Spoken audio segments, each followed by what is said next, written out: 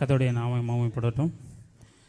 கர்த்தர் எங்கள் வாழ்க்கையில், எங்கள் அம்மா வாழ்க்கையில் ஆண்டவர் என்ன அற்புதம் செய்தாரோ அதை உங்களோட ஷேர் பண்ணிக்க போகிறேன். நான் ராமநாதபுரம் மாவட்டத்தை சேர்ந்தவன். என் பேர் கோபிநாத். நான் எங்கள் ஊரில் நம்ம இந்து குடும்பத்தை சேர்ந்தவன் தான். நாங்கள் ஒரு விவசாய குடும்ப பேக்ரவுண்டு தான். நாங்கள் ரொம்பவும் என்ன சொல்கிறது, என் தங்கச்சி 2 பேர், எங்கள் அம்மா அப்பா, ஒரு சின்ன குடும்பம் தான். அதுபோல் நான் ஸ்கூல் படிக்கிறப்போ நான் 4வது படிச்சுட்டு இருந்தேன். அப்போ தான் ஆண்டவர் ஐஏஎஸ் பற்றி தெரிந்து கொண்டேன். ஏன்னா எங்கள் டீச்சரு ஃப்ரீயாக இருக்கிற நேரங்களில் கதை சொல்லுவாங்க. அப்படி கதை சொல்லும்போது ஒரு நாள் பைபிள் கதையை பற்றி சொல்லி ஆண்டவர் பற்றி எங்களுக்கு சொன்னாங்க. இப்படி தான் என்னுடைய வாழ்க்கை போயிட்டு இருந்தது. திடீர்னு நான் 8வது படிக்கும் பொழுது எங்கள் அம்மா ஒரு நாள் வயலுக்கு போயிட்டு வேலை பார்த்துட்டு வந்துட்டு முடியலை அப்படின்னு சொல்லிட்டு சொன்னாங்க. சரி, எப்போதும் போல் காய்ச்சல்லாம் இருக்கும் அப்படின்னு சொல்லிட்டு நாங்களும் போய் நாங்கள் டாக்டர்கிட்ட போய் செக் பண்ணோம். டாக்டர் சொன்னாங்க இது நார்மல் தான் அப்படின்னு சொல்லிட்டு சொன்னாங்க. சரின்னு சொல்லிட்டு அவங்க மாத்திரை சாப்பிட்டாங்க. அதுக்கப்புறம் 2 நாள் காய்ச்சல் போயிடுச்சு. ஆனால் அதுக்கப்புறம் நடந்ததான் மிகப்பெரிய விஷயம். என்னென்னா, எங்கள் அம்மாவுக்கு உடலெல்லாம் தீயில் வேகிறது மாதிரி அம்மா ஃபீல் பண்ண ஆரம்பித்தாங்க. அதுக்கப்புறம் தலையெல்லாம் புழு ஊறுற மாதிரி அம்மா ஃபீல் பண்ணாங்க. இது நாங்கள் பக்கத்தில் இருந்தவங்களாம் என்ன சொன்னாங்கன்னா, நரம்பு டாக்டர்கிட்ட போய் பாருங்கள், ஒருவேளை நரம்பு பிரச்சனையாக இருக்கும் அப்படின்னு சொன்னாங்க. சரின்னு சொல்லிட்டு அம்மாவை டாக்டர்லாம் கூட்டிகிட்டு போக ஆரம்பித்தோம். அப்புறம் பக்கத்தில் இருக்கவங்க குறிக்கோடாக்கி பாருங்கள் அப்படின்னு சொல்லி சொன்னாங்க.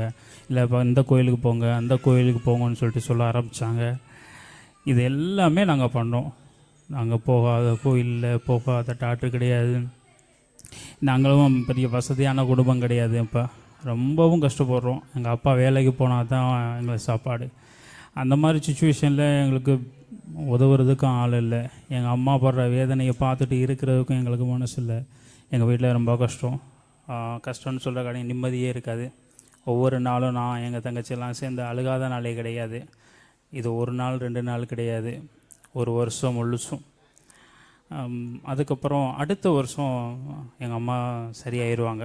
இதே மாதிரி எங்களுக்கு ஒரு 4 வருஷம் தொடர்ந்தது. 4 வருஷம் தொடர்ந்தது அப்படிங்கிற காட்டிலும் 4 வருஷம் நாங்கள் குடும்பமாக கஷ்டப்பட்டோம். நாங்கள் நினச்சோம், சரி 5வது வருஷம் அம்மாவுக்கு குணமாயிரும். அந்த 1 வருஷம் பிரச்சனை, அடுத்த வருஷம் குணமாகும், 1 வருஷம் பிரச்சனை, அடுத்த வருஷம் குணமாகும். இப்படி இருக்கும்போது 9வது வருஷம் அம்மாவுக்கு அந்த மாதிரி இருந்தது. தொடர்ந்து 10வது வருஷமுமே அதை கண்டினியூ ஆக ஆரம்பித்தது. அப்போ தான் நாங்கள் ரொம்ப பயந்து போனோம். என்னடா அது திடீர்னு போகணும் வரும், ஆனால் திரும்பவும் கண்டினியூ ஆகிட்டே இருக்குது, எப்போ தான் இதுக்கு விடிவு காலம் அப்படின்னு சொல்லிட்டு. இது நடந்துக்கிட்டு இருக்கும்போது நான் காலேஜில் படிக்க போயிட்டேன். ஸோ அங்கே படிச்சுக்கிட்டு இருக்கிற காலங்களை எங்கள் அம்மாவுக்காக நான் போகாத கோயில் கிடையாது. நான் எந்தெந்த கோயிலெலாம் இங்கே பக்கத்தில் இந்த கோயில் நல்லா இருக்கும்ப்பா, அந்த கோயில் நல்லா இருக்குப்பான்னு சொன்னாங்கன்னா வெள்ளி செவ்வாய் நான் இங்கே போவேன். சனி ஞாயிறு நான் ஃப்ரீயாக இருக்கிற நேரங்களையும் நான் போயிட்டு வருவேன். ஸோ இந்த நாட்களில் எனக்கு ஒரு ஸ்டேஜில் என்ன தோணுச்சு அப்படின்னா, ரொம்ப மனசு உடைஞ்சு நான் ஆண்டவர்கிட்ட கோவப்பட்டு இல்லை, என் மனசுக்குள்ளே ஒரு எண்ணம் உதிச்சுட்டே இருந்தது. நான் அதை என் மனசுக்குள்ளேயே இது பண்ணிகிட்டு இருந்தேன். என்ன அப்படின்னா, இந்த உலகத்தை படைத்த கடவுள்னு ஒரு கடவுள் இருந்தோம்னா, அந்த கடவுள் எங்கள் அம்மாவுடைய பிரச்சனை எடுத்து போடுச்சுன்னா அந்த கடவுளை நான் தொழுது கொள்கிறதா என் மனசுக்குள்ளே நான் நினச்சிட்டு அப்படியே விட்டுட்டேன். ஸோ அப்புறம் ஒரு நாள் நான் கோச்சிங் கிளாஸுக்காக ஒரு இன்ஸ்டியூட்டில் போய் ஜாயின் பண்ணேன்.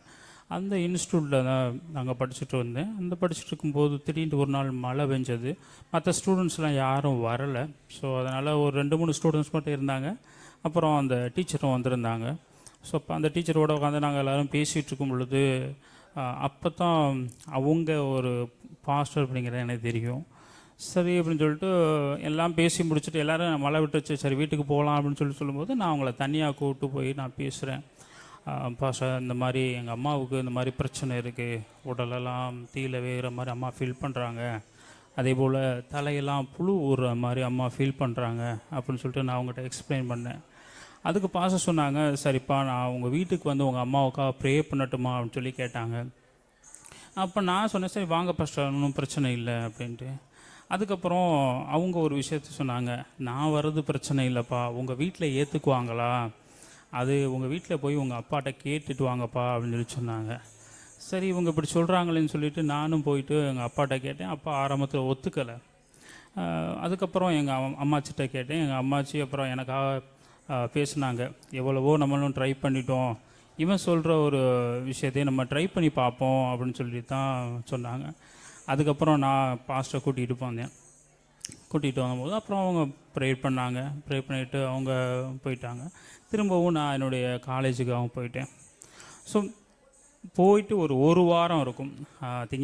சனிக்கிழமை வந்துட்டு போகிறாங்க. வெள்ளிக்கிழமை எங்கள் தங்கச்சி எனக்கு ஃபோன் பண்ணி சொன்னாங்க, அம்மா குணமாயிட்டா, அம்மா சந்தோஷமாக இருக்கிறா அப்படின்ட்டு. எனக்கு ரொம்பவுமே சந்தோஷம். இன்னொன்று நான் உடனே ஃபோன் பண்ணி பாஸ்டர் சொன்னேன், பாஸ்டர் இந்த மாதிரி அம்மாவுக்கு தேவையாச்சு அப்படின்னு சொல்கிறாங்க அப்படின்ட்டு.